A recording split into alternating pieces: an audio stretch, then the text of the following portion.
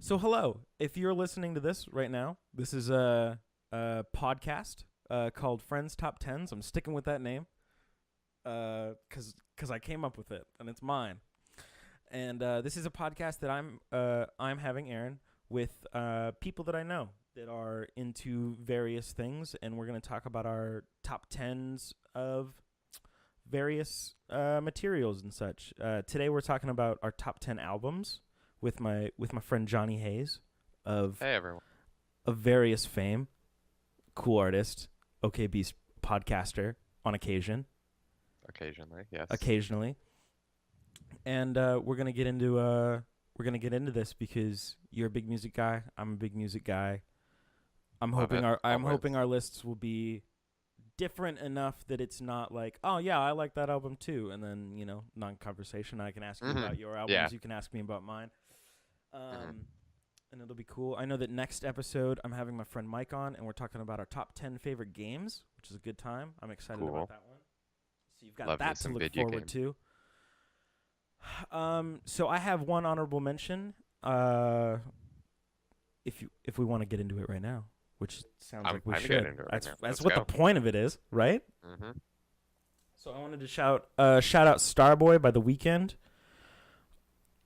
It was a fantastic album, but it just didn't have a lot of staying power with me, and I now only listen to like a couple of songs from that album, and most of the albums on this list are ones that are constantly in my rotation, and I'm constantly going back to in lieu of hmm new music and stuff like that.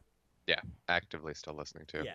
I like that album. I think it's good. I really do hope that The Weeknd goes back more in the direction he started on with Starboy Mhm. because like his older music wasn't similar to Starboy, and then he did Starboy, and I thought it was this like straying off the path, but into something really cool and interesting that not a lot of people were doing things similar to. Mhm. Um, that then he put out that EP last year that was a lot more like kind of going back to what he was known for with like Trilogy and the stuff before then. Yeah, I That didn't listen to a lot of Weekend before Starboy, so I'm yeah, not privy to his discography. But from what I heard on the radio, it sounded like pretty not generic pop, but what you hear a lot on the yeah, radio. And Starboy yeah, was almost sounded like a callback to.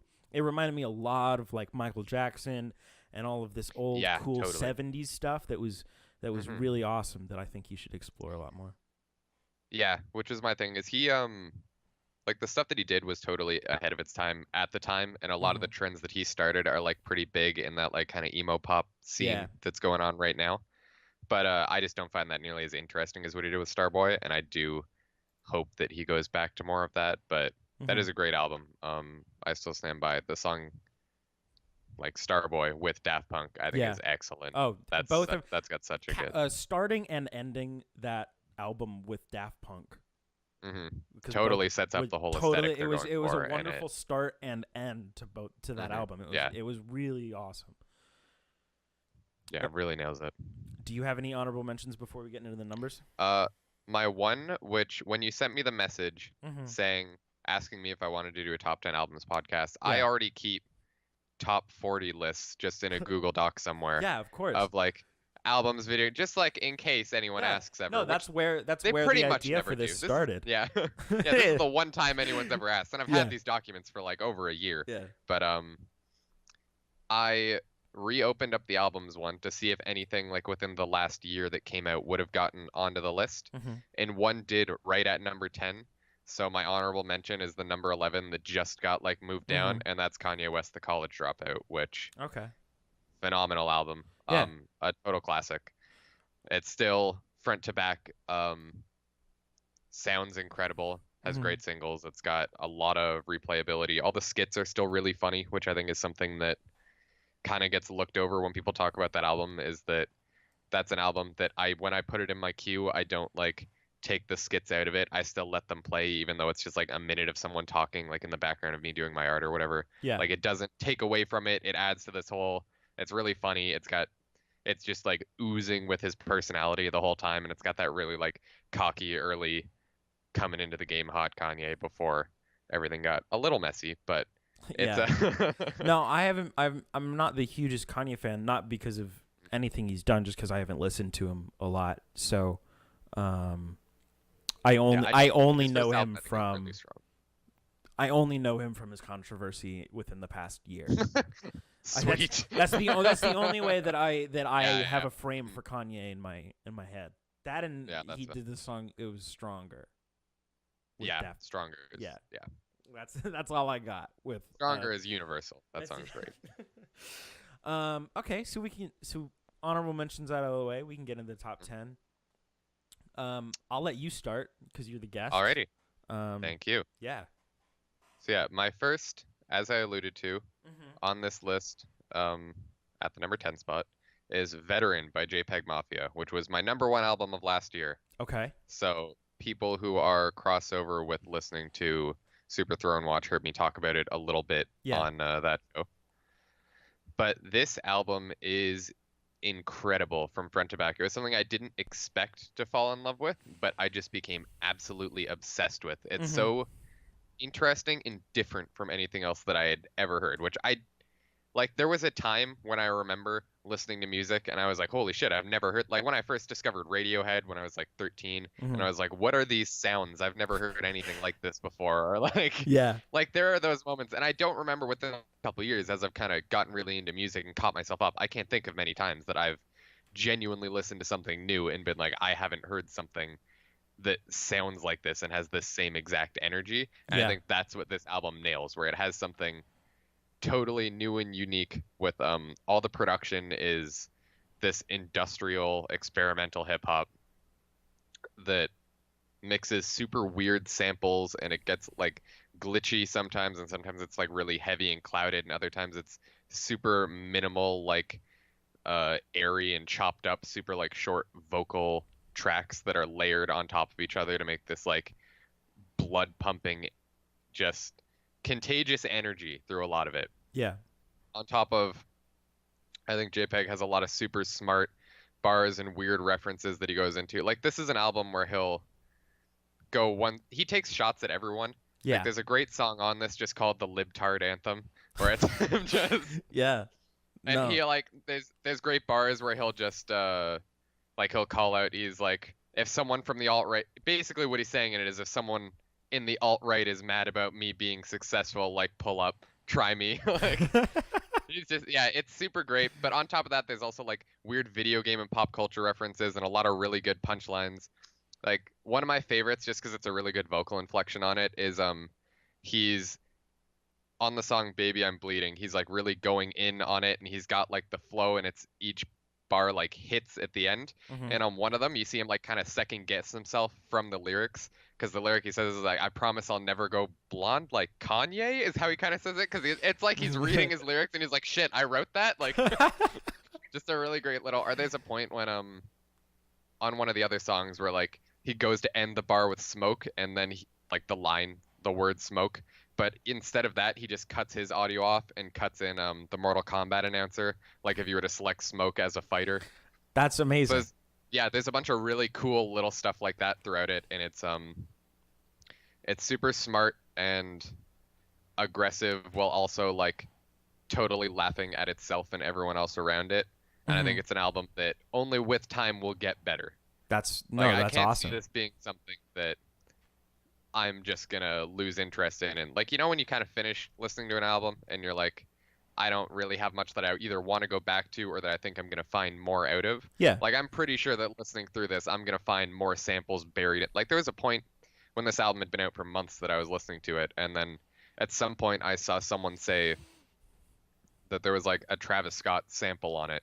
And then I re-listened to the song and I was like, oh my god, I can't believe I didn't notice that, because this is like the Travis Scott song I like listen to all the time and know. But it's like buried in the mix and like changed enough that it takes a high tempo like hook from a song and makes it sound like it's like low humming like underneath all of the instrumental. Very interesting, and just like I always want to pick apart it every time I'm listening to it. Yeah, that's the best part of anything, is when it's so complex and it's so deep inside of itself that no matter how many times you listen to it, you're always unearthing more and more like secrets and stuff. And it feels like it was meant for you, when you Yeah, totally. when you understand something or you hear a reference or something. It's almost like a, oh, he left that for me kind of a thing because I got it. You Yeah, know, right. it was so deep in there that only I could have heard it. And I understand that's not how that works, but it helps evoke that kind of emotion. That's really cool that you get from doing anything, watching movies, listening to music. 100%. It's the best part of anything. Yeah. So my number 10, less complex and less musical, is A Little Bit Longer by the Jonas Brothers. Okay. So I'm Simple. it was, there's a whole story to go along with this album, and it was my 13th birthday, and my mom, not knowing pretty much anything about like culture or anything, understood that much that the Jonas Brothers were popular. And so I got that album for my 13th birthday, and I'm like, oh, the Jonas Brothers. But it was like one of the 3 CDs I owned at 13. Yeah. So I listened to it, and I listened to it, and I listened to it, and I a lot of people on Twitter and stuff like that who are trying to reclaim their childhood are going back and listening to like the Jonas Brothers and stuff. Oh, yeah. And that's very much how I feel with this album, is that it reminds me of being 13 again, and it's all about it wasn't all about it. It was just the first thing that made me like think that I could be a musician. You know, that this is like I see someone not like me, like I was comparing myself to the Jonas Brothers and seeing someone near my age be a musician and be like, oh, I could do this. And then so I think 2 years later I picked up the guitar, and I've been playing for many years at this point. That's so cool. I can't not put it on the list because it's the thing that spurred my love of music, even though it's, you know, the Jonas Brothers. That's an incredibly wholesome response to that, because I totally wasn't expecting it to go that direction, but no, that's and very which cool. I like that a lot. Yeah, it's I honestly think all the songs on it are bangers. Like I genuinely believe that 90% of that album is just fantastic music writing. That's so good. Yeah, I'm sure if I listened to it, I would be time warped back to a different era. Oh, it's wonderful. Like when they had a show on Disney Channel about them at high school. They did. Yeah, love it. They starred in a couple Disney Channel original movies. Oh, like Camp Rock. Yeah. Fuck and yeah, man. Camp Rock 2, whatever the name of the sequel is. But I don't know what the name of the sequel is, but yeah, Camp Rock and Camp Rock 2. Yeah. No, it was a good time, and so I felt I had to put it on here. Just being. That's very good. I like that. What's your number 9? Number 9 is Cherry Bomb by Tyler the Creator, which is, this is the only person on my top 10 list that shows up twice, which no surprise. He is my favorite artist of all time. Okay. Full disclosure. Mm-hmm. But I firmly believe that with every album he gets significantly better, and you can, especially if now you go back and listen to all of them in order, you can really see where he's like honing his craft and really dialing in on what he wants to do. And I think Cherry Bomb was a huge turning point for that. That is an incredibly interesting listen with how much it covers. Like, this is an album that goes from like beautiful soul singing to something that's like borderline noise rock instrumentals that he's like screaming over in the background. Like, it manages to pull all of these things together, and that's like the biggest criticism most people give it, is that it is messy. But I think the messiness is very interesting, and it shows a lot of growth as an artist. Like the messiness is like purposeful. Yeah. Got it. Yeah, where you can see there is. I also just think that it has some absolutely incredible songs on it. That, all the instrumentals are super pretty, even when it is these like weirder, noisier ones, and you can really see a lot of the direction that he wanted to go with these more soul-searching kind of really pretty, slower songs, as opposed to the like grimier stuff that he was known for earlier in his career. Mm-hmm. No, I knew about Tyler the Creator early in his career. I don't know what the song is, but it terrified me as a 14-year-old. Probably, yeah. Yeah, that sounds It about was right. scary. There was like a Yeah. lot of I just remember the music video being like it was like white and he was like in black. Like it was like in shadow Yeah. and it was Yeah. it was very like Probably Yonkers, because that was like his biggest song. that was it was probably Yeah. it. That was Yeah, like so like I was like scared but also intrigued at the same time. mhm. It's Yeah, like, which oh I think geez. was definitely part of the appeal for his earlier career, where it is this like really just creepy and dark, and uh I always describe his early music as very indulgent, Mhm. where it's like it's such great music too when you're already in like a shitty mood kind of, Yeah. to just like listen to it and you're just like, oh, this is disgusting and I Yeah. love it. Like No. That like watching a horror movie, like that kind uh-huh. of.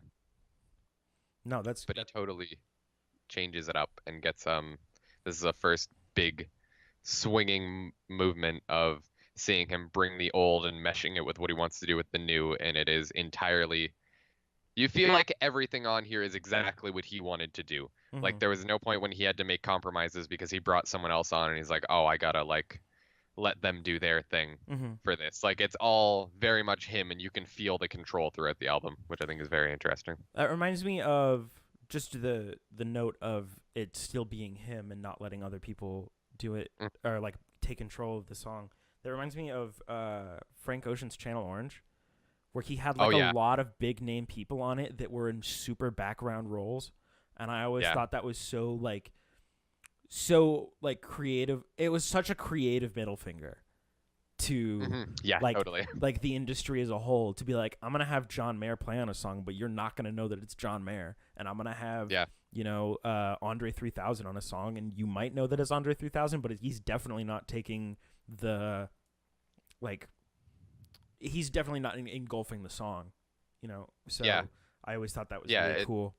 it always sounds like it fits on Channel Orange, like Mm-hmm. Andre 3000. On Pink Matter, his verse like just flows right through it, and it all Mm-hmm. fits totally right, where he adapts so well into Frank's vision Mm-hmm. that, yeah, I think that's a great example of like a similar Yeah. artist keeping their thing. Uh, What is your number 9? my number 9 is the only album, Them Crooked Vultures self-titled album. It's their only Okay. album, but it's a super group of John Paul Jones from Led Zeppelin, Dave Grohl from the Foo Fighters, and John Hell yeah. Adams from Queens of the Stone Age.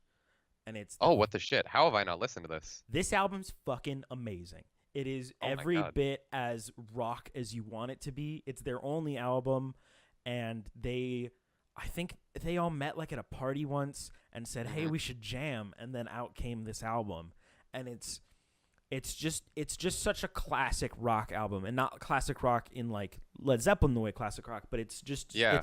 they took it's a 3-man group, and they took everything that makes rock and distilled it to its base components, and it didn't really fuck with the formula at all, but made it better. Yeah. Yeah, I could see. That's odds are pretty good when we finish this. That's going to be the first one I go to because It- I'm insane. Like I love Foo Fighters and Queens of the Stone Age and Led Zeppelin, so I can't believe I didn't know about No, this. that it is such a. I didn't know it at first. I didn't know it either. I just knew Them Crooked Vultures. I had no idea of the people behind it, and it was it. My favorite part was that sometimes when you get a bunch of people together that are that famous, and they make music, you like it because it's those people. But Yeah, when I get what I you mean. found this album, I was like, "This is a dope rock album." And then my dad had told me, that's John Paul Jones and Dave Grohl and John Adams, and I was like, That's no, awesome. my mind was blown. I was like, "No fucking way!" So to have them create such a pure rock album, Hmm. it constantly makes me want them to do a follow up. But who knows? Yeah, that's awesome. I actually have like in my residence the Mhm. 3 big posters that are against. You can see it, the audience can't see it, but there's Friday the 13th there, Yeah. Tyler the Creator there, and right off screen there's a Foo Fighters poster. Amazing. The Foo Fighters are great. Mhm. I love the Foo Fighters. I don't have any one of their albums on here because I'm a big I take songs from all of the albums, and Yeah, I that's didn't where I'm at too. I don't have a cohesive album. Although Concrete and Gold was really good. Concrete and Gold was good. Concrete and Gold was really fucking good. Yeah, I like I think I like Sonic Highways a little more. I really loved the documentary series they did when Sonic Yeah. Highways came out, the HBO one. That was very cool.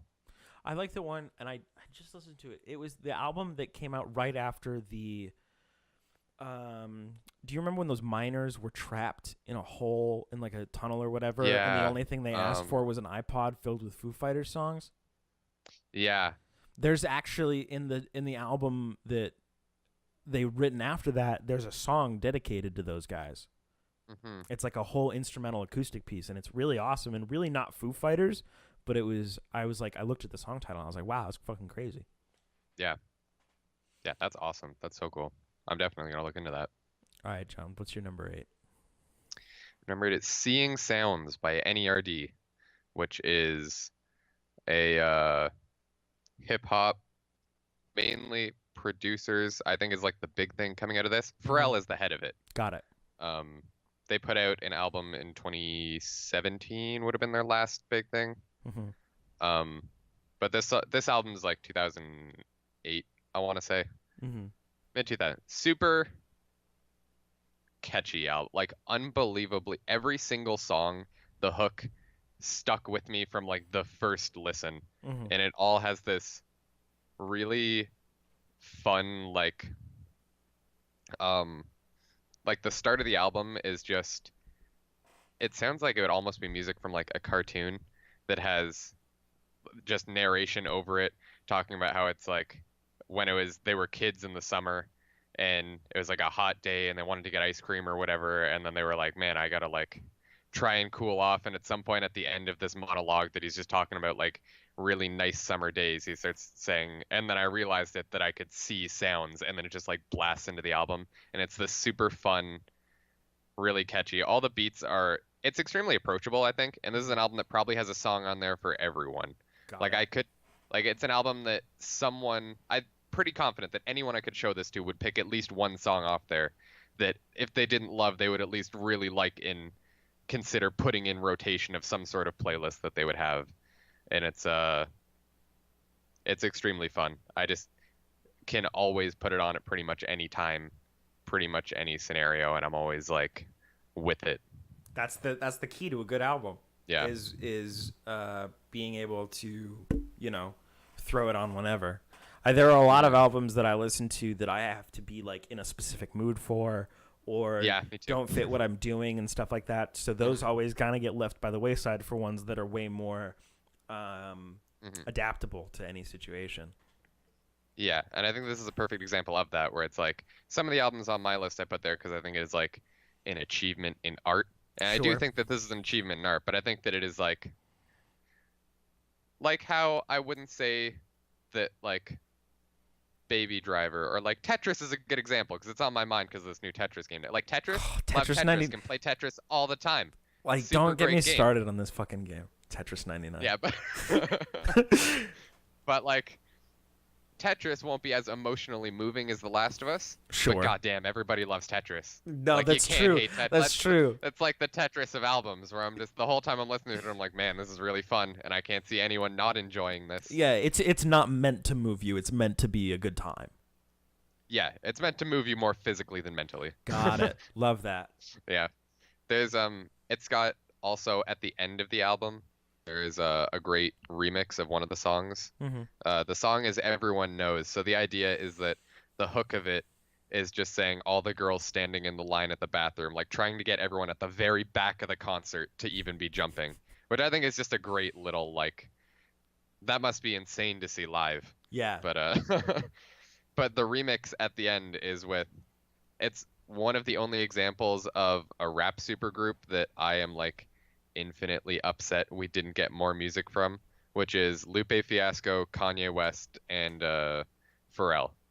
So it's a remix of this song with Kanye, Lupe, and then they also have a verse from Pusha T on it, which is just an excellent rap song, and it has like all of their verses are incredible on it, and it's just an extra little like icing on the cake of this already super fun album is one of the songs, but this like crazy version with all these huge names on it that all blew up to like do even better things in the future. Yeah. This is probably the album that I'm gonna go to immediately after we're done and Oh, listen to. especially based on like some of your rock tendencies, there's some really good guitar licks on this. Like Nice. Love there's that. some great like it's not all 808 drum kits when I say that they're hip hop producers. Like Sure. there's a lot of he really experiments with it and I think it pays off. No, I find that a lot of hip hop isn't just, basic 4/4 drum beats. Yeah. They're all. I feel like I listen to a lot of rock and blues, but I do listen to a lot of hip hop, and I find that the ones that I gravitate towards the most are ones that are I don't want to say less digital because I don't know what's happening in the studio, but things like Tribe Called Quest or Yeah.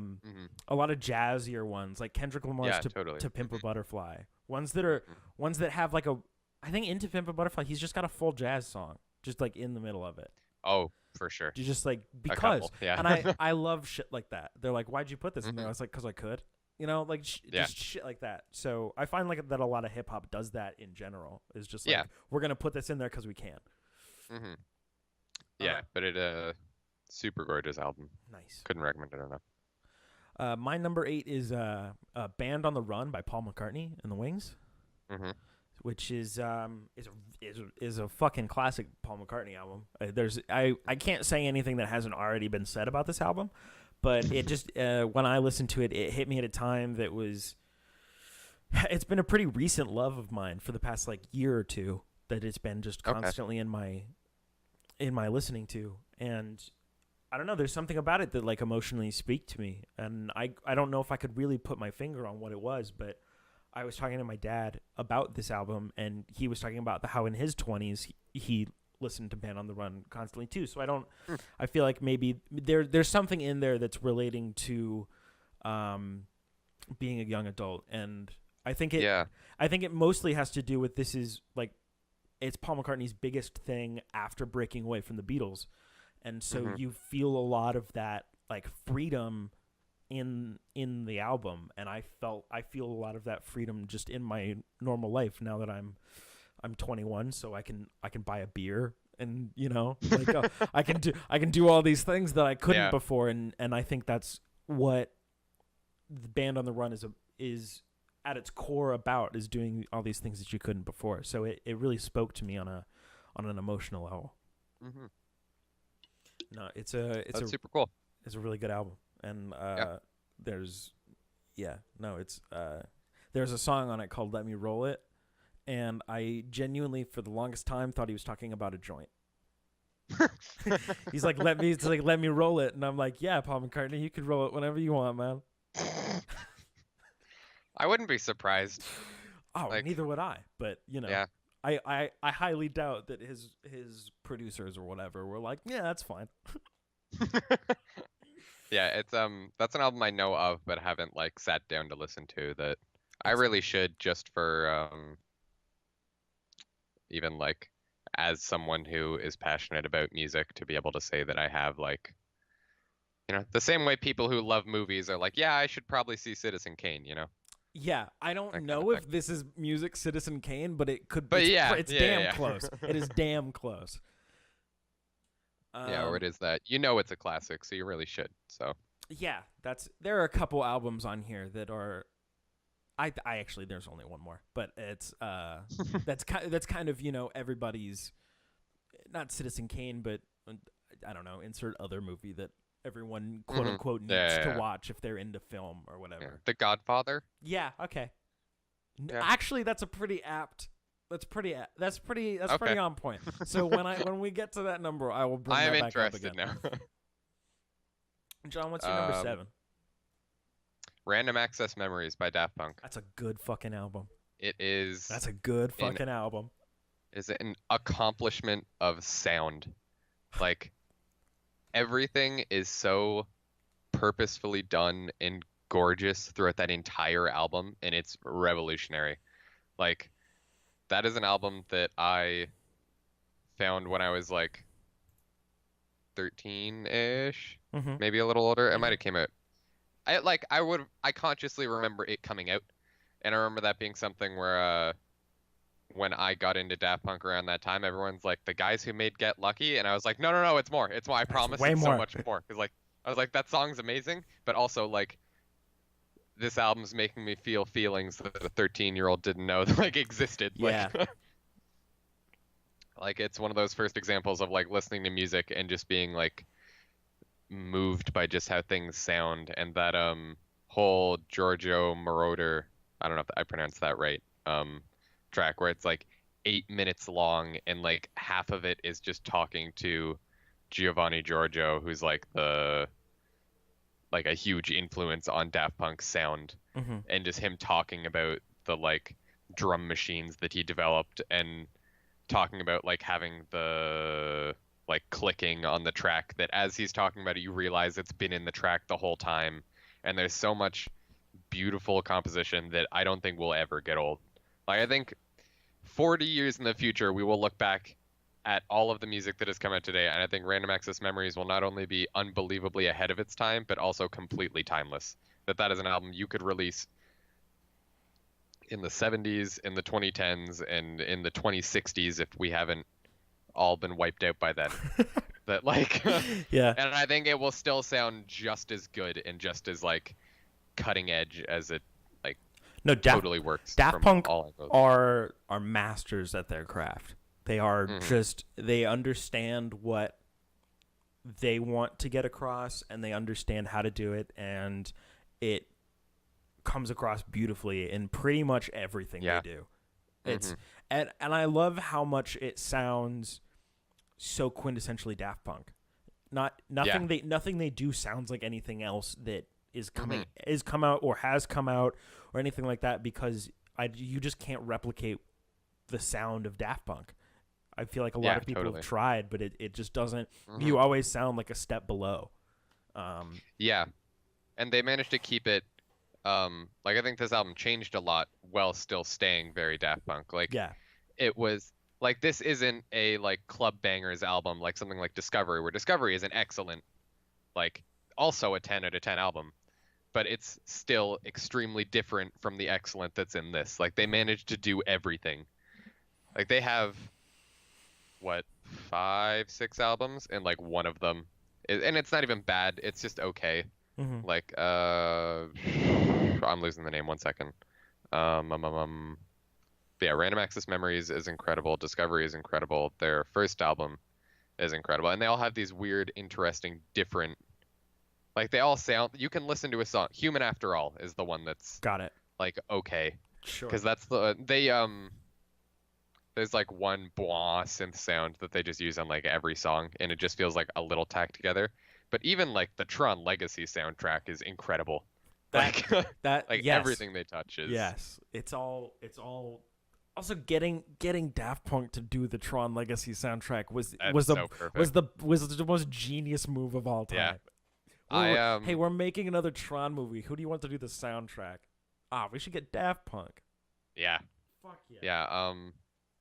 As much as I do love Star Wars and I do love Marvel and I've grown up loving them, that hole left in my heart by Disney canceling Tron 3 will never be filled.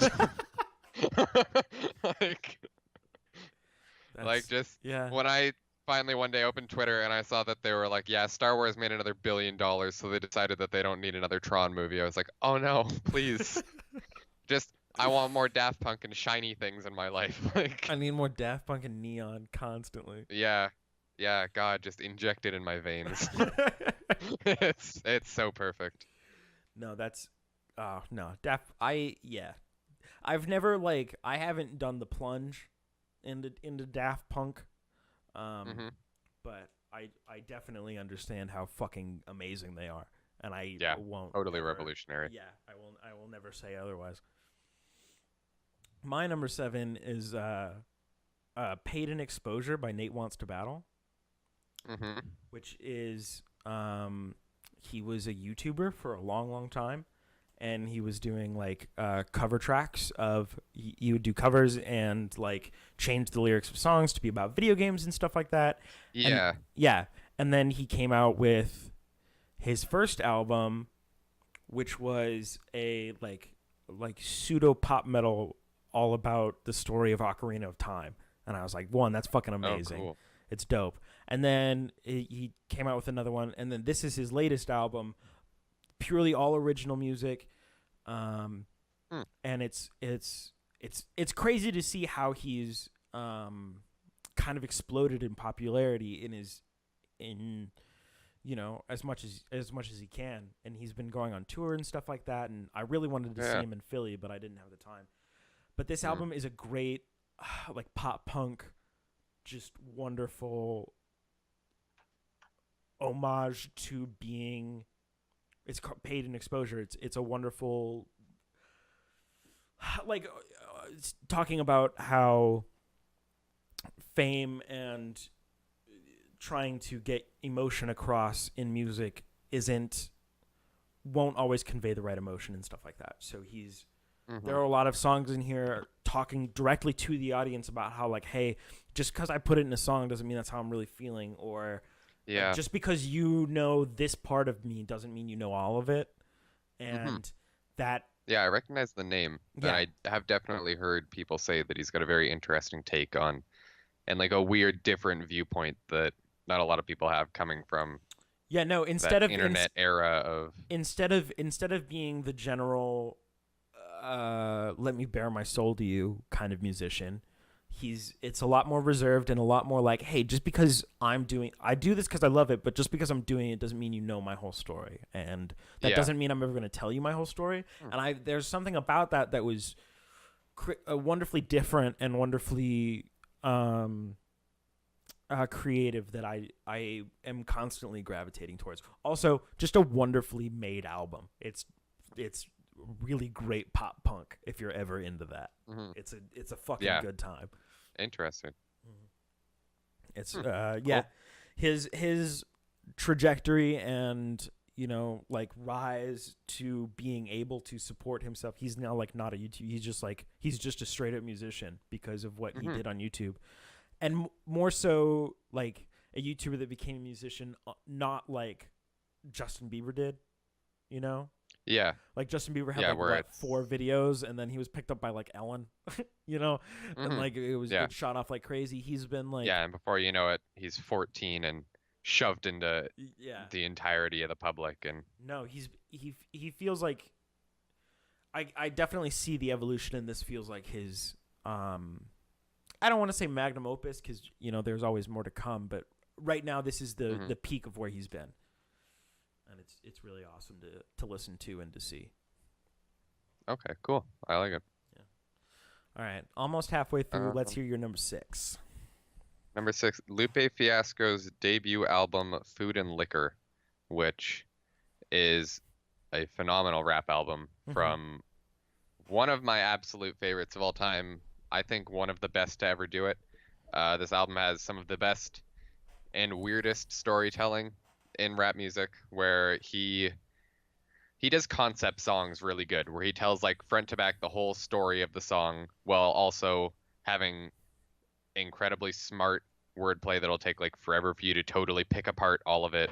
And all the production is always great. Like this album's production consistently is extremely good and has a lot of, it's different and weird, but also like sounds like it's from that era without sounding dated, because it came out in 2006. Sure. So that's always a hard thing to balance, is sounding like you're coming from a specific era but not becoming dated. It's like God, what was it? I was reading something about Won't Stop Till You Get Enough by Michael Jackson, which is very much in itself a disco song, but we don't perceive it as dated like we do other disco, like the popular Bee Gees and stuff like that, which is like, why would I ever listen to disco now? But Michael Jackson is so timeless that anything he put out can sound like it's from that era, but still be, it's amazing recognizably today. from that time, but it doesn't take any of the you looking back and kind of cringing a little bit at the what you used to be or used to be into. Whereas if you look around that era, there's definitely rap music from 2006 that you can look back and be like, oh man, it was a different time. Like, Yeah, no, that's a hard line to walk. So hearing that he did mhm. that well is awesome because Yeah, I that's a think difficult thing. my favorite part on this album though is how interesting and weird he gets with the stories while also still keeping them very smart. Like, uh, the biggest songs off the album are Kick Push, which is all just about like kids in his local area skateboarding, which is like the most normal of the stories that he Yeah, gets. Because the other big one is Daydreamin', which I adore this song, but it is literally about him being in a project building that he turns into a giant mech robot and then goes to fight a mech robot of the White House yeah, using this project building. And he's like rapping about how the different parts of like the different body parts of this robot have like different parts of like the hood that he grew up in. So he's talking about how like there's like police officers like guarding the knees in that section of the neighborhood, and like super interesting and weird to like even have a concept of that. Or maybe my favorite on the album, there's a song called The Cool, hmm, all about a guy who gets up and he's like a gangster walking around his town. uh just like everything's a little bit weird, and like some kid like tries to sell him drugs, and then the kid gets immediately afraid when he looks at his face, and then at some point he's like goes to light a cigarette, and then he like sees his reflection when he lights the cigarette in a mirror, and he realizes that he's a zombie and he was already killed like because of gang violence in his town, and this is him like coming back to his town because he totally didn't even realize that he had been murdered. Like super strange ways to get around to the story, but very smart and interesting no, ways of telling those them. all sound awesome. Those all Yeah, sound like super like wildly creative ways to yeah, get a point that's across. hmm yeah, where it's no one else really does. I've definitely never heard of a story about a mech robot building that goes to fight the White House.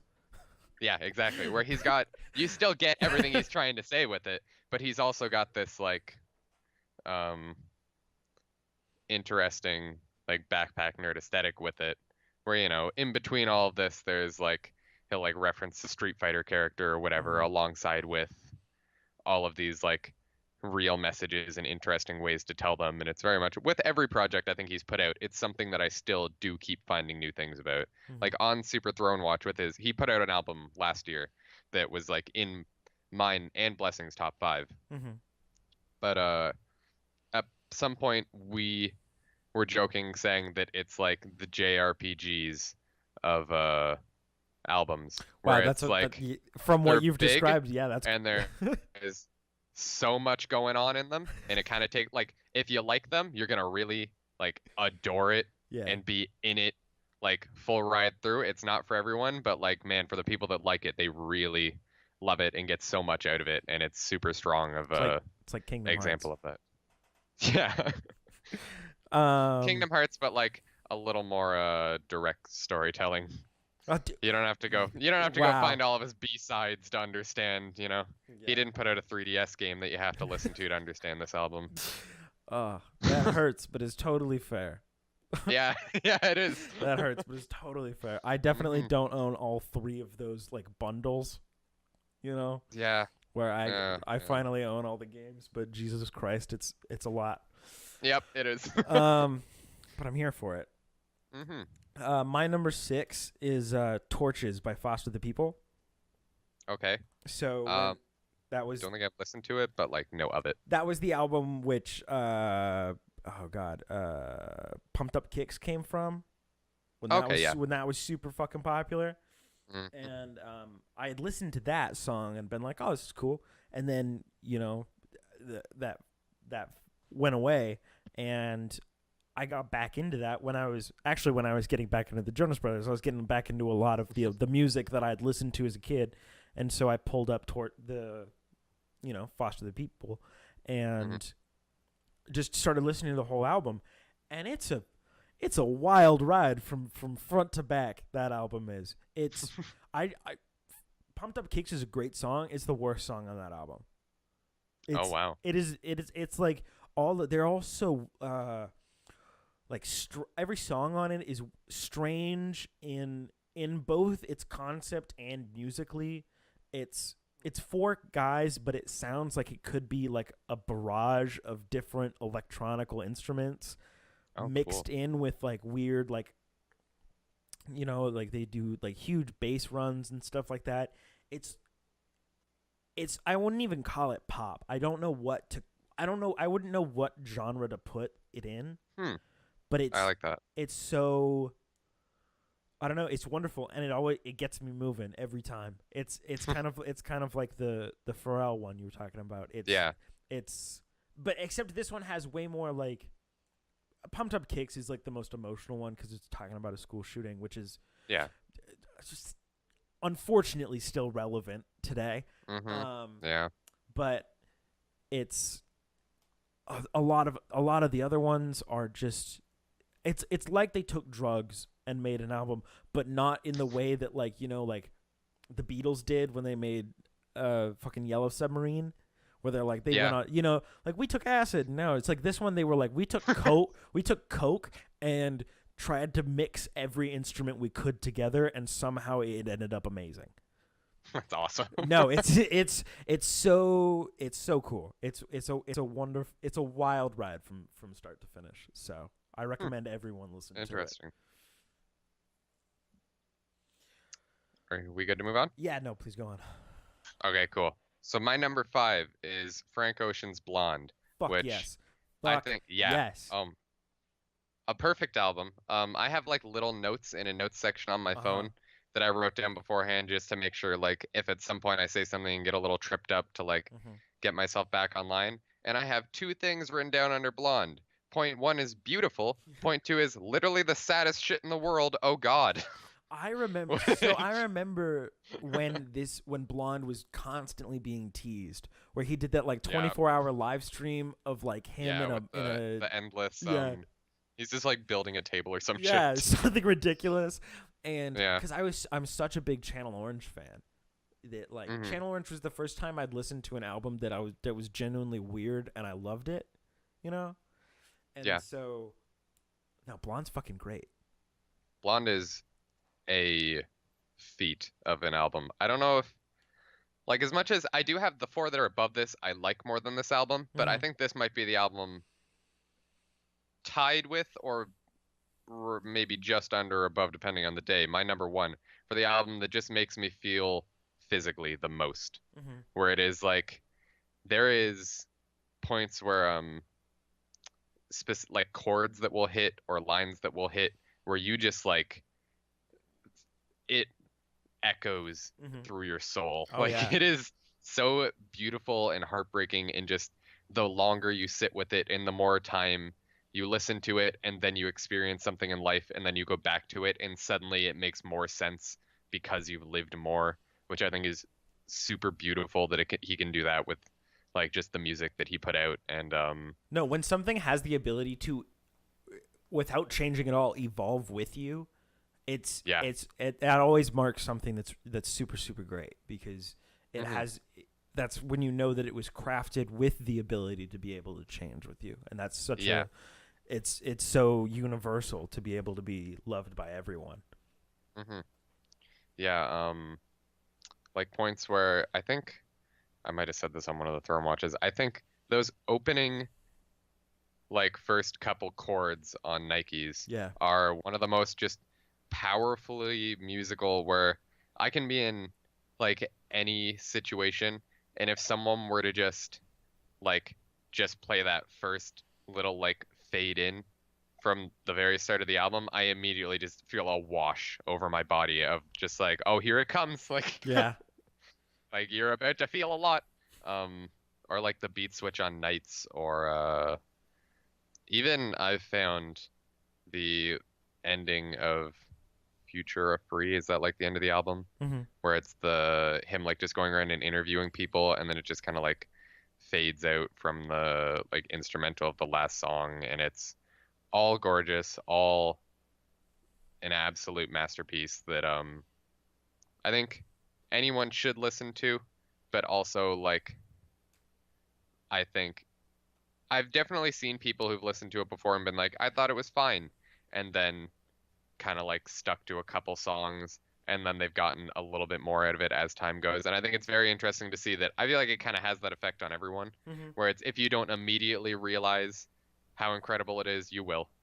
Like it will, if it doesn't immediately click, it will click. I strongly believe with everyone. Yeah, there's a time when that when the emotion of that will resonate with you in a 100%. in a wonderfully sad way, because that's Yeah. in a wonderfully sad way is I feel like Frank Ocean's like subtitle, 100%. in a wonderfully sad way. Like if you were to make, like if you were writing an essay paper on Frank Ocean, that's your like Frank Ocean : a wonderfully sad way. Like, yeah.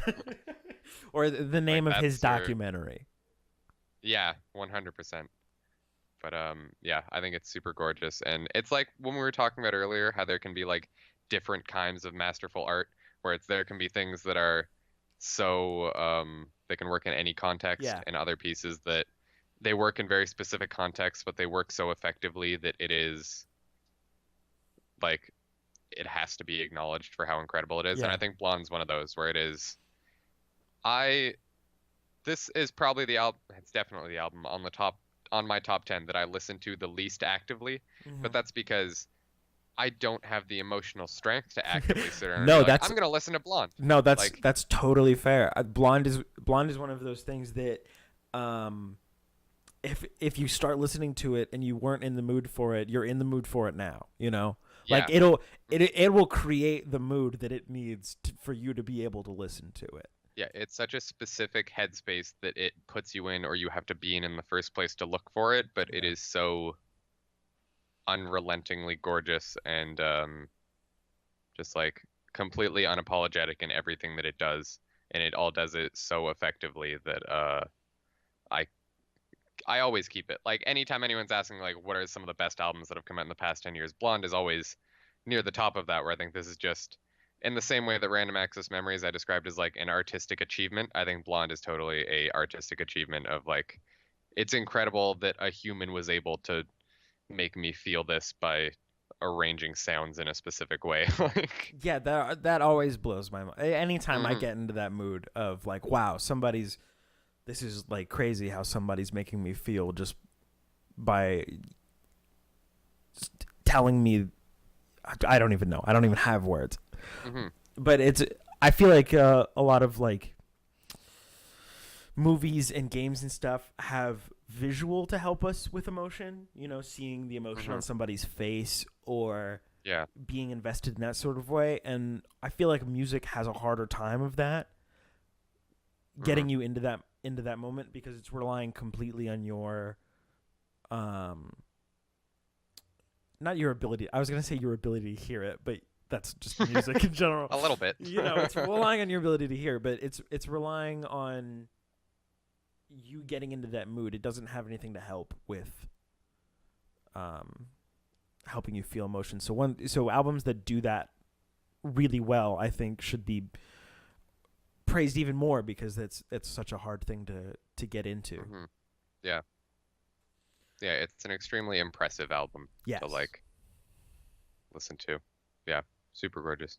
And Amazing. your this is number 5? Yeah, my number 5 is Cage the Elephant self-titled album, Heck yeah. which is the one that, for anyone who doesn't know, that's the one where Ain't No Rest for the Wicked came off of, and James Brown, and In One Ear, and a lot of those other just fucking awesome ones. Yeah. So Cage the Elephant, I feel like I have a story for every one of these albums, but Mhm. it was at a good time where, we've all been filled with teenage angst at one point. And Some of us still are. some of us still are filled with teenage angst. So, Cage the Elephant, I feel like isn't teenage angst to where like My Chemical Romance is, but it's definitely got enough of that solid through like fuck the patriot, like fuck everything, Yeah. that we all feel. I feel like we all feel from the ages of like 14 to 18. That's just like, Yeah. Yeah, we're in that bubble. yeah, when you're just like, where you're just mad at everything, and it's Little bit. it's like the perfect accompaniment to that feeling. And so That's a great album. if I'm ever mad at, I don't know, work or school or parents or whatever the fuck you're mad at, Cage the Elephant's a Mhm. great place to. This first album is a great place to go. I don't think their Yeah. second and third albums, they experimented a lot more with their sound. Yeah. and those are That's my favorite. I think Melophobia I put oh, over that Melanphobia is personally. is a fucking great album. I'm not trying to Yeah. hmm say that this is And I better. think that is just that experimentation with sound gets me. I think they no, kill it on that. I love this album too, but like yeah. fucking great. But Mhm. I just had I had more time with their Yeah, first totally. album, so Mhm. it's such a great accompaniment to Anger, and I Mhm. think a lot of people don't like to do that, like stay angry. A lot of people try and listen to music to get out of it, or try and do something else to get out of Mhm. it. But I personally find that when you're angry, not like diving into it and I'm like, I'm gonna be a rage head for the next like 8 hours, but just like Mhm. letting yourself feel things, Yeah. whether it be It's sadness that or total indulgence. yeah, letting yourself feel Mhm. anger. This was my perfect accompaniment to that. So Yeah. I just I felt like it had to be there at number 5. Yeah. That's super valid. Very good album. No, it's fucking great. hmm All right, I'm curious now that we're in the top 4 now. So We are. I'm I'm curious to know what your top We are 4 getting albums. to albums that I listen to constantly Yeah. still. No, I So, listen number to 4 all of these like pretty regularly, but the Yeah. top 3 and 4 are the ones that are like at least once a week. I listen to Yeah, one of same I here. listen to one of these albums Mhm. at least once a week. 100% agree. So my number 4 is Rodeo by Travis Scott, Okay. which this is a big album. It is in every way, I think that's how I would describe it. Where it just has such a strong presence to it, where it feels like this was the moment when I realized I was like, oh shit, there's more to Travis Scott than I thought, because he like while coming up had interesting songs. He's got that like auto crooner flow with this like dark kind of gray aesthetic to him. And this album is um like imagine the richest party you could ever go to, but like fog machines and darkness, and there's just like probably people doing drugs all around you, but it's also you're just like, I can't believe I'm even here, Mm-hmm. but sonically. All right. It's That's a wonderful metaphor that really brought me yeah, there. where it's got this very like he kind of just guides you through this. I was gonna pull up the time, but I don't remember it offhand. 1 second. Yeah. Because it feels like a journey the whole time you're going through it. Like it is, yeah, it's an hour and 15 minutes. Mm-hmm. So it's a 75-minute long, just epic of an album that has great narration on it, actually, by T.I. does the narration, just talking about like Travis Scott's come up, kinda. And there's a lot of really good moments on it. A lot of really good song, like Antidote, I love. 90210. He gets experimental in this too, which I Mhm. thought was very cool. Like he has in the middle of this album that is like hard, muddy trap beats. There's a song 90210 that has like a gorgeous, like I don't know the name of the woman who sings the hook. I could find it if I looked, but I'm not gonna stop to look at my phone. But yeah, it is this gorgeous soaring hook over this like amazing, beautiful piano that he just manages to fit so much excellent sound into the album that I keep going back to.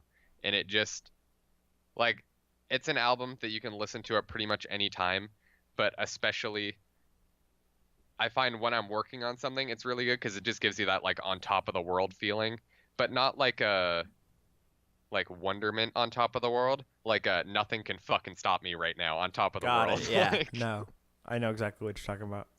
like it's really strong and hard hitting. It's got amazing features throughout. All the production is incredible. Like it sounds, it's like an epic, like the Got whole it. time. Yeah. I couldn't recommend it enough. And I think that is when we talk about the like newest generation of rap, like with trap being the big trend. I think that this album is the pinnacle of that, where it does everything that all of these current artists and albums do, but it does it so exceptionally well that it will be looked back on as like the peak of this era of rap music. Awesome. No, that's wonderful. I've never listened to a Travis Scott song in my life. I have no idea. So I'm taking your word for it. He blew up with his most recent thing. This was 3 albums ago now, because Astroworld came out last year, and Astroworld was the one that really like I remember, put him on. I do remember you talking about that on. I definitely talked about it because I'm like a huge theme park nerd. Yeah. And goddamn, if Travis Scott didn't put out an album that's all based on Astroworld, like the shutdown theme park, and like there's samples of people on roller coasters on that, and just everything in my brain was like, this is exactly the cross section that I didn't know I needed, or didn't know was possible to do really well, that he did do really well. So awesome. I love Astroworld, but I think Rodeo is a more impressive album, whereas Astroworld's a more approachable album. Okay, yeah, I get that. All right, so my number 4 is the one that I related to The Godfather. So stick with me through this metaphor. Okay. It's Abbey Road by the Beatles. Okay, yeah. So what I meant why it's The Godfather is that they're both held on a very high pedestal, and they're both things that are, if you're into that respective field, they're both considered like pinnacles of the craft, you know? Yeah, so totally. Abbey Road is I would honestly say perfect from beginning to end. It's so wonderfully made, and it's so wonderfully thought out. You know, it's not it's about, I can't listen to a single song from Abbey Road like by itself. You know, yeah, it has to be the album. It has to be the entire thing, or I don't want to listen to any of it, because it's made to be this one experience. It's made to be, you know, this one thing that you listen to. There are a couple songs, you know, like something is in there in the very beginning. So that one is taken out a lot, but it's in the beginning. So I think they knew that, and I think they were doing that on purpose by putting the more singular songs in the beginning. But once you get to all of the medleys in the middle, they flow right one into the next, the next, and it's like you forget that you're listening to multiple songs, which I think is so awesome. And I had never heard anything like that before, and I can't speak for everyone, but I don't know if anyone, when that came out, I don't know if anyone had heard that sort of thing before. So yeah, it's fucking amazing. I can't sing the praises of Abbey Road high enough. I feel like it's one of those. It's one of those things that it's almost like Final Fantasy VII, where it's right now it's all right to shit on Abbey Road because it's not, or because everyone thinks it's the pinnacle of whatever. Everyone's already kind of accepted that it's that in that high regards, like so much to the point where now people are kind of being like, well, it's not actually that good, because like, you know, but everyone's it is. a contrarian. It is but so. It is so actually that good. It is. It is totally deserving of being it's a phenomenal album. One of the best albums of all time, and it is one of my favorite albums of all time, because I'm a schmuck and I don't, I'm not original in any way, shape, or form. So I had to put a Beatles on here, and I feel like the best. Like at a certain point, it's a classic for a reason. So yeah. There's nothing more I can say about it that hasn't already been said. Yeah. All right, top 3. Let's hear it. Top 3. Number 3, To Pimp a Butterfly by Kendrick Lamar. Fuck yes. This is. We were talking about it earlier. Yeah. It's so good. Absolutely incredible. I think this is one of the smartest albums ever put together, from like a concept wise. Where like I'm someone that I like the flow of an album. Like I'm always interested in that, like where they put songs next to each other to like keep you going. That's important. And I think To Pimp a Butterfly is so perfectly crafted at every turn that it takes you along a story, it takes you along different motifs, it takes you along like Kendrick's journey. It brings you more and more forward, like with bits of teasing that poem that he's reading by the end. It has an incredible payoff at the end that I don't even really want to talk about too much because if people haven't heard it, Yeah, no, I get that. like the first time I heard that, I was blown away that I was like, oh my God, that's what it was all leading to. And that's such a smart, impactful way to finish an album that is so just excellently done from every perspective. No, I think it goes back to what I was saying about Abbey Road, that it's so you can tell when an album is an amalgamation of songs, and you can tell when an album is thought out and when it is an experience. Yeah. And To Pimp a Butterfly is completely an experience to be had. It's wonderful. And yeah, it is an absolute journey to take every time, and it is such a feat in storytelling that he is able to bring so much forward with his words, and is able, like, everything is so perfectly crafted to work exactly as intended while also sounding great. Yeah, which is important in an album. You know, you want it to sound good. Yeah, like on top of all that gorgeous sound, it's also like, it's like watching an incredible movie where you're just, the whole time you're like, I am entranced by these characters and their stories and their experiences, where like you can listen to a song like How Much a Dollar Cost, where it's just Kendrick like having a conversation with one other person for like the whole song, and that's it, and you're just so like interested in picking over every single thing that's said and like re-listening to it to try and find new things and find out how it ties with the rest of the album, and have it's such a emotional and raw piece of art that tells so many stories while still being so concise and having such a clear like arc for his character throughout the whole thing. And it's absolutely jaw-dropping every time I listen to it still. Yeah, no, it's a fucking fantastic album. It's it has my favorite thing, which is jazz. The fusion of jazz, and hip hop, I think is my favorite way that hip hop goes. You know, like it is my favorite combination of the two.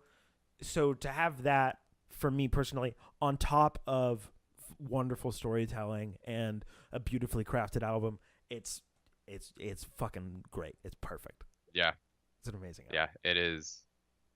And as always, Kendrick's delivery and ability to, like, he uses his voice so interestingly throughout the album, where he has not only different flows, but totally different inflections. Like, I think You is one of the most impressive songs I've ever listened to, where it just hits. Like, that is such a raw, like, borderline uncomfortable the first time I listened to its song, because it just feels so real, where you can like hear all of the pain and the strain in his voice as he says everything that he's saying in that song, and as he is like, that is such a crux of the album, I find, while still being filled with other like absolute gems, like, you know, All Right and King Kunta are like two like those songs transcend that album. I bump King Kunta like all the fucking time. That's like, I don't listen to the album in its entirety all the time, but that song, it happened. I listen to that fucking all the time. Yeah, that's what I mean. Like, it manages to do so many things so well, and it's just incredible that it exists, and that we got to it's so cool that we get to live in a time where we see an artist like Kendrick, like, go full bloom, and we get to see everything that he is doing. And I still, as much as Good Kid, Mad City is really good, and I still believe that T-Pab is his like pinnacle that he's made yet. And like, I don't think he's put out a bad album. Sure. But he is maybe I would say right now he is the most interesting person to see in music, and he has such a strong grip on the entire industry right now. Like, I'm pretty sure this year he's putting out an album, just based on like his usual schedule for releases. Sure. Unless Black Panther delayed that much what he was working on, that I am so sure that when this album comes out, that the whole world will stop to listen to it and like see. You even saw that a bit with Damn, where like that album dropped and all you could see on Twitter was everyone being like, holy shit, it's incredible that Yeah. we get to see an artist of this stature. Like, we get to exist in an era where we can all experience this at the same time and see him balloon into such an incredible figure that makes such important and impactful art on the industry. No, I totally agree. I'm excited Mhm. for everything he has yet to bring us. Yeah. You know. Yeah, I think with what he has put out, I would strongly put him in the contending for one of the best to ever do it. Yeah. Which is crazy. I will not disagree with you. Hmm. So my number 3 is a very different album in The Search for Everything by John Mayer, which is John Mayer is I said the Jonas Brothers are one of the reasons I got into music. John Mayer's the reason I play guitar. He's just I believe John Mayer is a master of his craft. When Eric Clapton says that you're a master guitar player, I feel like we should take that with a should take that with a little bit of authority. And John Mayer's whole like arc of being a musician is very fascinating to me. From ballooning up at a very, very, very early on in his career to almost the kind of downfall to secluding himself to coming back now. I find this resurgence of John Mayer very, very interesting because I've been following him through it all. You know, I thought that they were definitely more country, but his albums that he made by himself when he was like living in Minnesota or something like that, or Wisconsin, he was like moved away from Hollywood and he was just making music to make music again. They were very real for what I knew of John Mayer. And this album felt like a mature version of the John Mayer that we got in Continuum, which is another fucking fantastic album from start to finish. But this one, he's very real with the listener. He's very honest about like making the mistakes he's made and the like the loneliness that he feels and stuff like that. And I can't help but be like feel for the guy, but be inspired by his ability to recognize his mistakes. I feel like that with a lot of people that are in the limelight and screw up in any sort of way. I feel like the opposite of this is Louis C.K. That just Louis C.K. who went away for like a month or something and then was like, nah, it's you guys who are wrong. You know, like that's that was the wrong way to handle it. His response was to mock school shooting victims. Yeah, exactly. Like, what the fuck?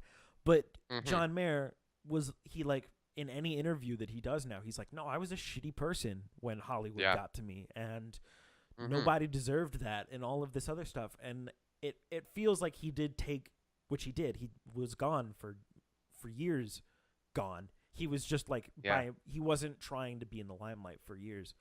And so watching him be this more mature version of himself, I don't know. I always find that those kind of people give me hope for being like, well, if we all screw up sometimes and if we own it, then we can, we all learn from our mistakes. And I enjoy the message that this album brings across, that we all learn from our mistakes.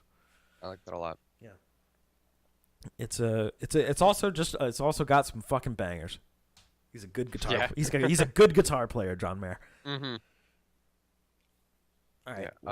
Let's hear your number 2. On to number 2. I have My Beautiful Dark Twisted Fantasy by Kanye West, which I stand by. I think that this is not only the best album ever made, but maybe the best expression of art humanity has put into the world. God damn. I love this album. That is some high fucking phrase. Yes. That's something that I half said as a joke once, and then I kind of thought about it, and I was like, no, yeah, I'll roll with that. I'll stick with it. Yeah, stick to your guns. This is the album that has power on it, by the way. Okay. Which is why I found it kind of funny that when you mentioned earlier that that's like your one real frame of reference, that it's part of this album. I think that it hits a weird sweet spot between the two things that we were saying of like the two kinds of really impressive albums, Yeah. where it is not only insanely listenable and filled with music that I think anyone can have a barrier of entry to and really find something out of, whether that's just that it is really catchy or they like the lyrics or something. But it also has a lot of like really strong hitting um emotion to it. And I think like the big emotional centerpiece to the album Runaway, which I'm not sure if you're familiar with. You might if you heard it. I'm sure But if I heard it, I would probably recognize it, but I don't yeah. know it by name. Yeah, but that is where it's like gorgeous pianos and 808s for most of it, and it is like a really touching song, and it's like 8 minutes long. It's like this big epic of a song, and the ending of it, he is using a vocoder that eventually his like singing, he makes his voice sound like a guitar that's being played, Mm-hmm. like with a lot of reverb through all of this modulation, where he is singing the guitar piece for the instrumental um outro of this song, which is like I thought it was revolutionary the first time I heard it and still gives me chills to hear it. Like that was where I was saying the first notes of like the first couple chords of Blonde, how that gets me. The other thing is just the piano chord on Runaway, where it is all it takes is like one single note for just like pins and needles chills everywhere. It is filled with not only bangers but also incredible lines, incredible production, uh, crazy guest features, like the best verse Nicki Minaj has ever put out in her career, a great Jay-Z verse, uh, like that song Monster that has both of them on it has Yeah. such a crazy, like gnarly sound to it, and the whole album, if you like really look at it, is kind of split into three different parts, where it is that beautiful dark and then like the twisted fantasy at the end, where it's just kind of like it's a whole album mostly about fame and like his time in the limelight and how it's like totally fucked him up, but also like while still kind of being like you can feel bits of it, even if it is just kind of you like admiring up at how like flashy and crazy all of it is. Sure. On top of also just having some really great quotable lines throughout of it. Um, like I think that was one of the first times I ever remember like playing music around the house and having a family member like actively laugh out loud at a line was at some point I was playing the opening track on it, and one of the lines is too many Urkels on your team, that's why your win's low, and my mother like audibly like cackled like like it's Yeah.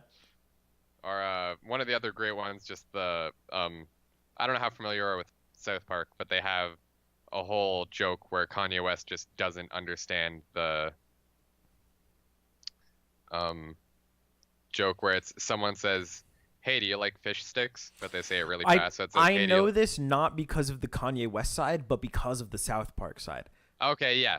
So yeah, like the whole joke is "Do you like fish dicks? Then I guess you're a gay fish." Yeah. One of the lines on this album, because after that episode came out, like one of the great little like retorts. And I love South Park and Kanye. I just think that this is such a great. It's just choke a South Park writer with a fish dick. I think it's such a Yeah. funny line and such a good like. What a perfectly Kanye response to that, where he's totally rolling with it, but also being like hella petty about it. Yeah. No, Which, I only know that because of the writers being like, we can't, like, honestly, we loved it. He put us in one of his songs. They were like Yeah, really yeah. excited about it. Yeah, they were, which is such a great little. I think this is a beautiful album that manages to hit every aspect of what I love about music, from lyrics to production to the assembly of it all. To it feels bigger than anything else I've ever listened to, where it is wildly accessible while being extremely personal, while also being like very well thought out and constructed. And it's I love it with all my heart, and that's something that I could not recommend enough to anyone. Wow, I who can't wait is to a hear what fan you of say music. about your number one then. Yeah. If this is the praise you've got for number 2, I can't wait to hear what you've hmm got for number 1. Oh yeah. Well, my number 2 is actually it's pretty. I don't know about pretty recent anymore. This is a couple years old. hmm It's "Awaken My Love" by Childish Gambino. Oh yeah. This album, Gorgeous. I knew. I mean, I knew Donald Glover from like Community and stuff like that, and I knew hmm he did rap. But actually, my sister was more of a Childish Gambino fan than I was. She hmm loves his rap and stuff like that. So, to hear her come to me and be like, "Hey, he made an R&B funk album," I was like, "Okay, I'll give it a listen." And it's the only words I can say is fucking perfect. It's so Yeah. good. It Absolutely beautiful. just the way that he's constantly subverting expectation, Mm, either through rap or through comedy or now through just his general music, yeah. is a wonder to behold. And him saying that he's retiring the Childish Gambino persona is really sad to me, having just gotten hmm into his music. You know, I Yeah. was so ready for way more of this because it's so wonderful. It takes everything that I love.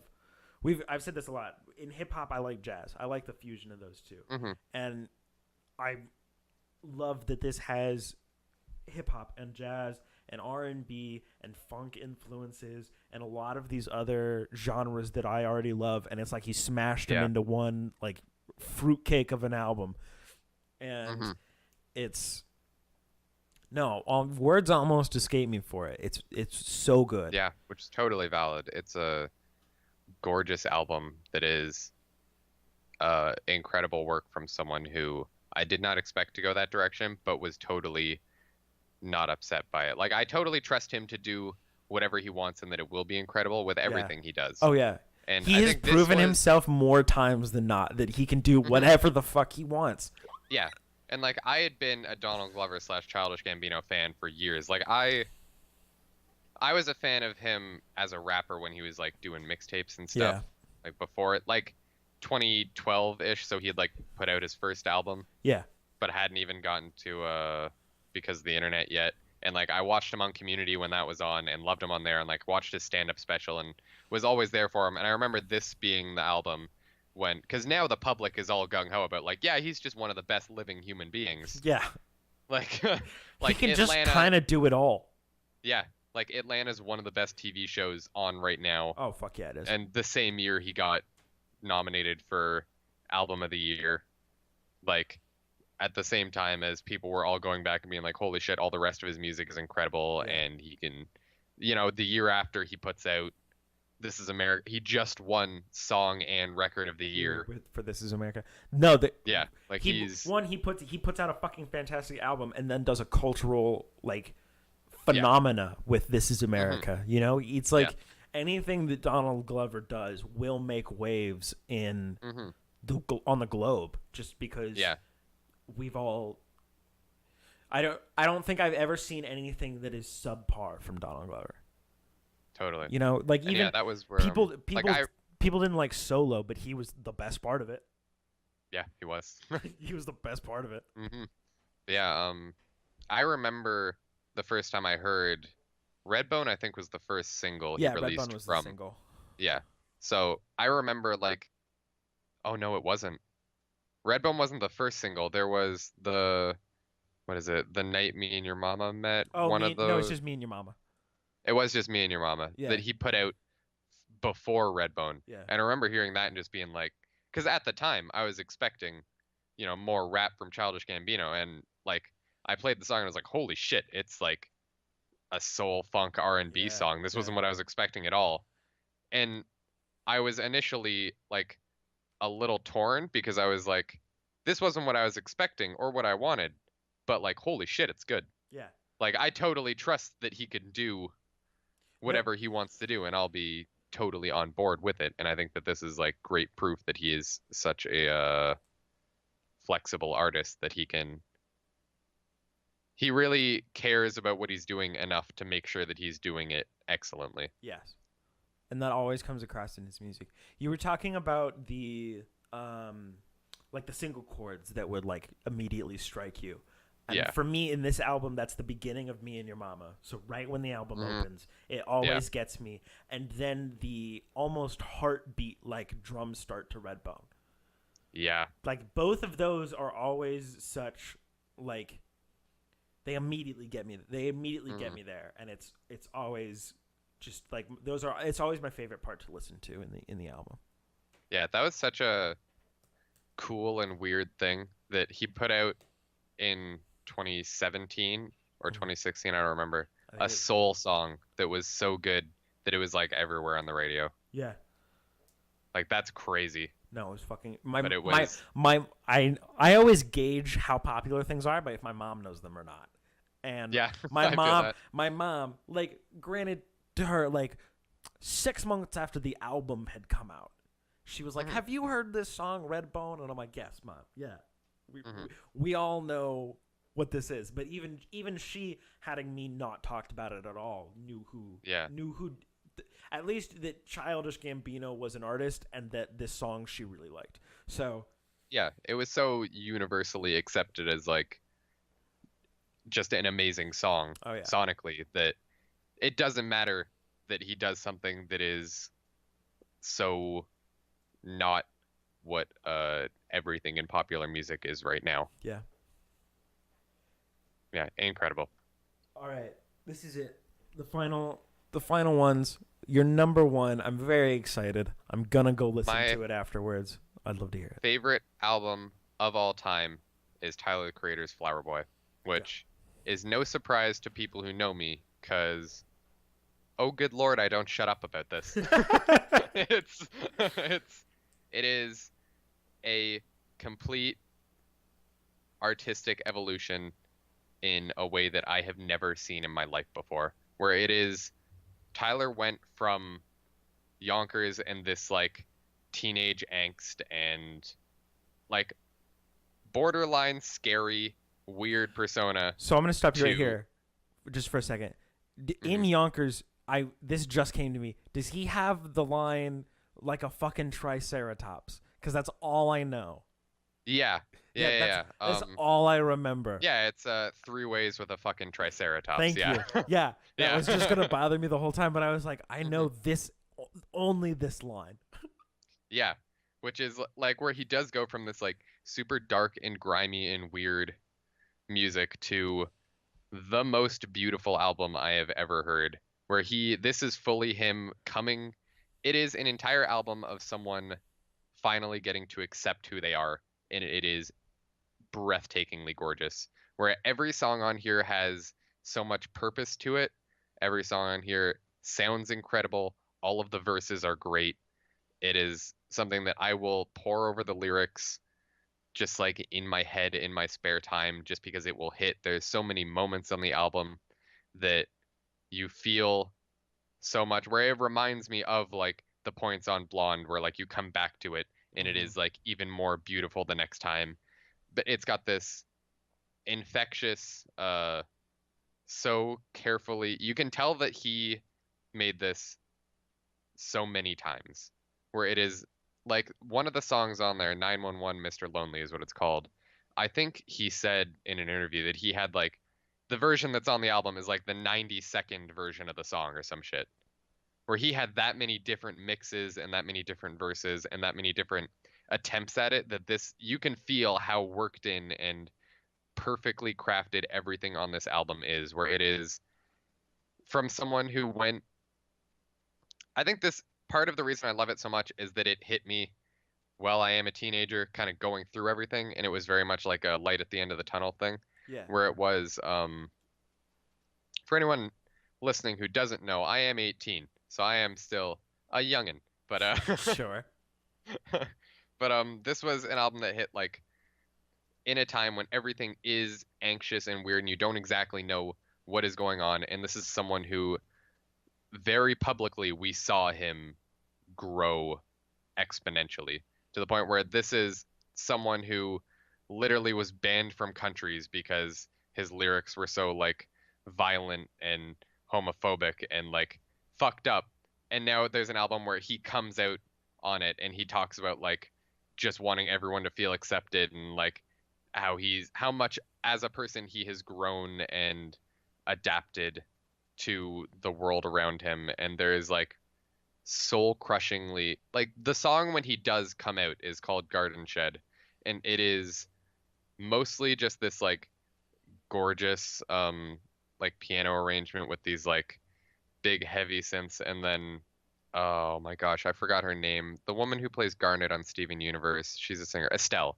It's Estelle singing over it, so this just like gorgeous, she's singing over it all, and then it breaks down with like guitar chords that like rumble through my everything. Yeah. And then it is just one of the best written verses I have ever heard in a song, where it is him talking about his experience of growing up and just feeling lost and not knowing what was right in his life and feeling judged for who he was. And then you realize that this whole album is him coming to terms with that and having to find peace in himself. But it is done so gorgeously, and it still hit. Like, I listen to this album on a weekly basis at this point. I've listened to it hundreds of times, and it came out in like 2017. Mm-hmm. Like, it is so impactful and so brilliantly crafted at every point that I can't, like, I feel like this is the one album that has actively probably changed my life, where it is, I feel like even just from like a confidence standpoint in like things are gonna work, you know? Yeah. It's this very, at a troubling time in your life, to find something that is so comforting, to see growth in a person who their whole, like, his big appeal was kind of that, like, I'm weird and damaged and doing my own thing, and you can be with me or not. And it just hits so hard every time still. I don't know, I get like my hairs are standing up talking about it. But no, I totally understand what you're saying. Watching someone grow while you're growing, yeah. and them even being just a little bit ahead of you, like, Mhm. allows you. It gives you comfort to know that you're not the only one going through it, and that it's possible to get through it. Because when you're in the midst of it, it feels like such a dark tunnel that you can't always see the light at the end of it. So knowing that someone that you resonate with did get through it is always such a wonderful like roadmap on us almost. You know? And that's where I do stand by. I think this album is one of the like prettiest and best albums ever made.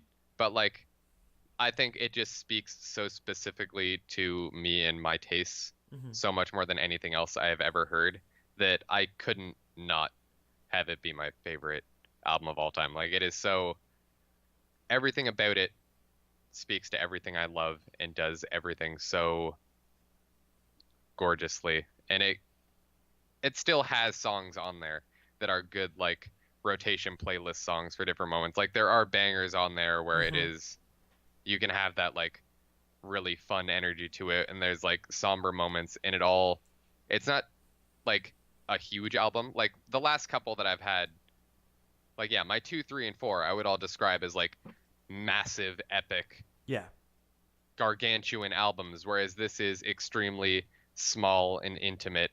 And the closest on this album that he gets to talking about something that is affecting more than him and the people around him is talking about like how he wants people to take out of this, like, that they can reach that same point. And I think it is, he goes much more sparingly with like actually rapping on the album too. Like, there are a lot of songs where it is a lot of super pretty instrumental, and he lets a lot of that do the like speak for itself, and then like a really pretty hook that he'll have in there, and then he'll just have like one really tightly written, like, you can tell he really went over it and wanted to make sure that it says exactly what he wanted to say in every part of it. Yeah.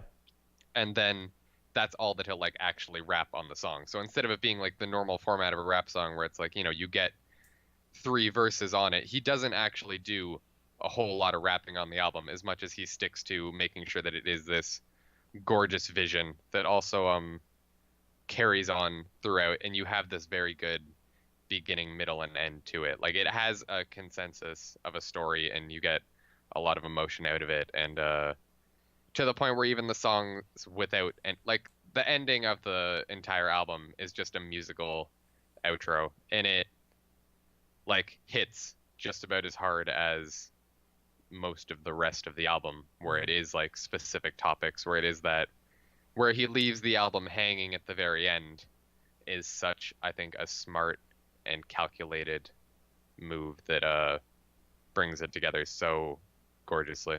Yeah, no, it's they're all, an album is an experience, and when it's poured over in the idea that at some point it becomes less about the artist and more about the experience of the album.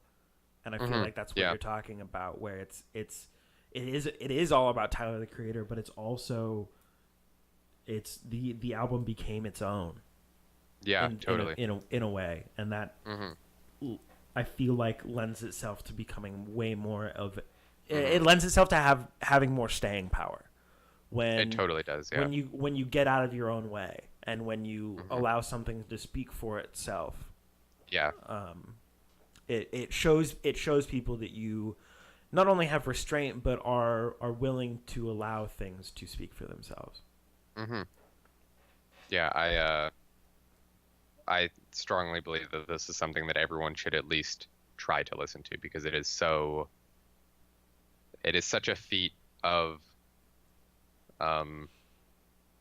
arrangement of an album. Like, it's only 47 minutes long. It's not like it's not a huge undertaking to sit down and listen to it. I think it just, every mark that he tries to hit, he passes so far, from song topics to instrumentals to actual lyricism to flows to just like, every bit of it is so perfect. Instead of doing 100 things all right, he does 10 things really, really, really, really well.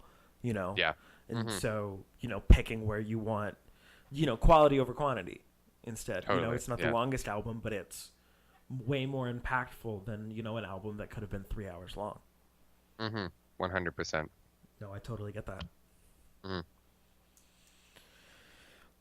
I guess I'll say my number one then. Let's go. So it's Only by the Night by Kings of Leon, which Kings of Leon haven't terribly been in, they're not huge in popularity or anything, but this came out in, I think, 2006, and it has their most popular song, which is Sex on Fire. Which everybody knows, but this album is, Kings of Leon in general, I think, have a sound that I've never heard before. They do rock, but it's very, like we were talking about with Daft Punk or any of the other people, it's very much their own, They don't sound like everybody else. And when I listen to Only by the Night, it has such a through of emotion in every single one of the songs, where they allow the song to go where it needs to go to get you to where you need to go in the album, and I think that's really important. So some of the, like, there's one Manhattan, which is really kind of it's a rock album, but it's really calm for a lot of it. It's very calm for a rock album, and I think that's what sets it apart in my mind from other things, from other ones like Them Crooked Vultures or Cage the Elephant, which are very high energy, really trying to like rock your face off kind of things. Yeah, totally. Kings of Leon is letting the lyricism and letting the sweeping chords and things like that really speak for themselves. And I've always been a fan of that. I just said it with talking about Tyler, where when you get out of your own way, I feel like is where a lot of your best work can come from. So they know their sound really, really, really well, and they know what they want to accomplish, and they get out of their own way, and they wrote my favorite album. And it's their most popular album, and I think for really good reason, like we were talking about with Abbey Road, where it's just because something's super super popular doesn't mean it's, I feel like we do that a lot in our culture right now. If something's super super Yeah. popular, that we tend to try and take it down a couple notches because Yeah, we totally. can't, you're not as great as you think, but Yeah. this being their most popular album, I think it is 100% deserved. It's emotional and very calming, which I find very refreshing. It's That is interesting. Yeah. yeah, it's super. They do a lot of it's. I'm gonna speak in a bit in music term. They're very dissonant chords, and a lot of it's in minor keys and stuff like that. So it's all. I don't know. It's really calm and powerful at the same time, and I find that juxtaposition really curious. It's large but very calm. It's really Yeah. awesome. It's my favorite thing to listen to, and it works beautifully as an album. But also, I can take any one of those songs, and it fits on its own. Which is why I put Abbey Road on number 4, is because for most of that I can't take a song from that and listen to it and it be good by itself for the most part. Any Yeah, one of I those get what in the you mean. medley. But in this one, it's totally, I can take any song from anywhere in the album and listen to it by itself, and it's its own cohesive song. But added to the rest of it, it adds so much more. And I think the combination of the both makes that it makes it my favorite album of all time. That's awesome. Yeah, I recommend everyone listen to it. Yeah. It's a I definitely will be. It's a fucking good time. That's very cool. I like that. Yeah. All right. This has been a wonderful conversation about music that Yeah, this was really fun. Yeah, this was a lot of fun. I don't get the opportunity to flex these muscles about talking about music all that often. So I'm really glad that I had you on and that we Thank we you. had this Yeah, ability. thank you for having me. This is super cool. No, it's a fucking good time. I've used the F word a lot in this, but whatever. Who cares? We're not Heck family yeah. friendly. Heck yeah. I'm gonna bleep out every time we said fuck, and I'm gonna put in your heck. Heck. Just Heck. really aggressive heck Yeah. every time. Yeah, absolutely. No, so thank you so much for being on, and Thank you for having me. That thank was you to anyone, fun. to everyone who's listening. Mhm. I want to thank you, and you can definitely find me. I'll put your Twitter in the description of this, Thank you. so you can find John on Twitter, on other things such as What's up? OK Beast and your cool Yeah. art, and Thank whatever you. else you decide to appear on, because I'm sure it's going to be many more podcasts for you. I appreciate it. I don't really have like like Throne Watch. If someone were to ask like, where can I find you if I want to see you like do more things, I would say Sure. Super Throne Watch, which is every other week Yeah. on okbeast.com. I'm not always on it, but sometimes I'm there. I don't know. Even if I'm not on it, listen to it because it's a very good show. It's a good show. You've been on there pretty frequently, I believe. Yeah, I've been on The enough, past- but that's just because like scheduling's been weird. But yeah, Sure. yeah, No, I'm the one that if someone last minute has something come up where they are either too sick to record or had, Yes. some other arrangement that they just text me and I'm like, I don't really have much else to be doing, so I may as well. Like No, I love it. Also, I'm all for it. if you're listening to this and you have a podcast, I don't have much else to do, so may as well. Oh Why yeah, not? no, please have John on If your you wanna- podcast. Sure, yeah, why Absolutely, not? wanted to I'll do show it. up. Yeah, no, I love it. Yeah. So thank you everyone for listening. There will be, I don't know when this is coming out, but there's gonna be another episode after that. I know Cool, that. love I it. know that much. There's gonna be at least 2 episodes of this because I'm recording another That's one good. tomorrow. And thank you so much. And I guess I'll see you all later.